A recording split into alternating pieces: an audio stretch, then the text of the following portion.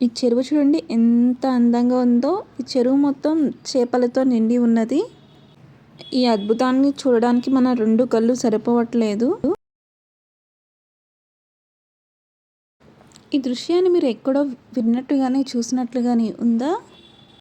ఈ దృశ్యం ఏంటంటే శ్రీకృష్ణుడు, గోపికలు. ఈ కథ అందరూ వినే ఉంటారు.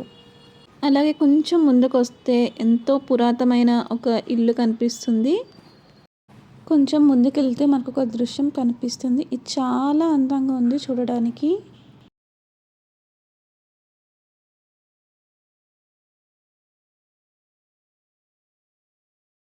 మనం పూర్వకాలం నుంచి వింటున్న కథ మన కళ్ళ ముందే జరిగినట్టు ఉంది. అసలు అంత అద్భుతంగా ఉంది ఈ బొమ్మను చూస్తుంటే. ఆ శిల్పి చూడండి ఎంత అద్భుతంగా చెక్కారో. అసలు ఆ పెయింటింగ్స్ అసలు చాలా బాగున్నాయి. ఇప్పుడు మీరు చూడబోయేది శ్రీకృష్ణుని గురించి. శ్రీకృష్ణుడు ఎలా పుట్టారు, ఈ బొమ్మ మీకు శ్రీకృష్ణుడు ఎలా పుట్టారో, ఎక్కడ పుట్టారని తెలుపుతుంది. ఇది వచ్చి వసుదేవుడు యమునా నదిని ఎలా దాటారో అని తెలుపుతుంది. ఒక్కో డీటెయిలింగ్ చూస్తే అసలు చాలా అద్భుతంగా ఉన్నాయి. మనం మైమర్చిపోతున్నాం. అంత అందంగా ఉన్నాయి. అంత అందంగా తెలుపుతుంది చరిత్రను.